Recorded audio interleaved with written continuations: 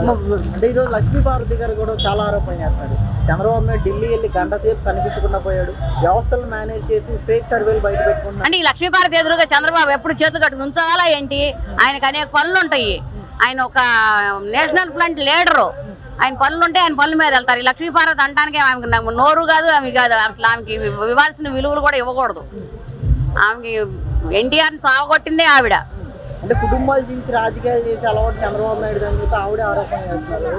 ఎందుకు జగన్మోహన్ రెడ్డిని అడగమను, కుటుంబాలు ఎట్లా చేల్చాలో. చెల్లిని చీల్చుకున్నాడు, బాబాయిని చీల్చుకున్నాడు. కుటుంబాలు చేల్చడం అనేది జగన్మోహన్ రెడ్డిని అడగమని చెప్తుంది. చంద్రబాబు గారికి చేత కాదు, జగన్మోహన్ రెడ్డికే చేతం.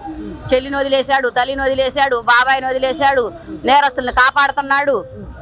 అతన్ని అడగమనండి, జగన్మోహన్ రెడ్డి చెబుతాడు. చంద్రబాబు గారు కాదు చీల్చేది. అంటే ఇక్కడ నారా లోకేష్ అనే వ్యక్తి ఒక పనికిమాలిన వ్యక్తి బలవంతంగా ప్రజల మీద రుద్దుతున్నాడు. చంద్రబాబు నాయుడు లోకేష్ని తీసుకొచ్చి అని చెప్పి లక్ష్మీపార్వతి గారు ఆరోపణ చేస్తున్నారు. ఏం చెప్తారు? సూపర్ #1 వ్యక్తి అండి. పప్పు అన్న వ్యక్తి ఉప్పులాగా తయారయ్యాడు బిడ్డ. ఇవాళ యువగాళం పేరుతోటి ప్రజల్లో చైతన్యం తీసుకొచ్చాడు. కుర్రకారు కూడా అప్పుడు బయటకు వచ్చేసారు.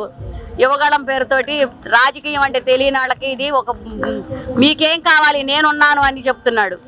ఈ జగన్మోహన్ రెడ్డి ఎంతసేపు పదవి కోసం పాకులాడాడు. ఇతను అట్లా చేయట్లేదు. మీరు సీఎంగా ఎవరన్నా ఉండనివ్వండి, మంచి పనులు మీకు చేసి పెడతాను, నేనున్నాను అని హామీలు ఇస్తున్నాడు. జగన్మోహన్ రెడ్డికిను లోకేష్కి అసలు పొంతం లేదండి. ఆయనతో కంపేర్ చేయడం కూడా వేస్ట్.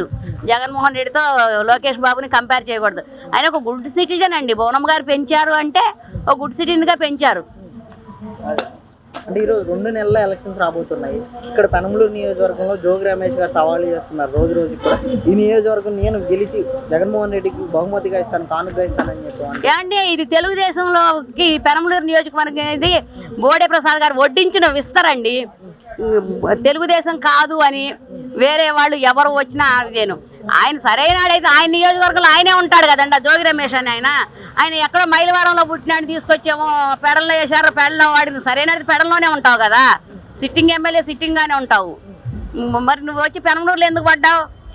ఈ నియోజకవర్గం అనేది బోడే ప్రసాద్ గారు తెలుగుదేశం పార్టీకి వడ్డించిన విస్తరి. అది ఆయన తప్ప ఎవ్వరు కూడా రారు.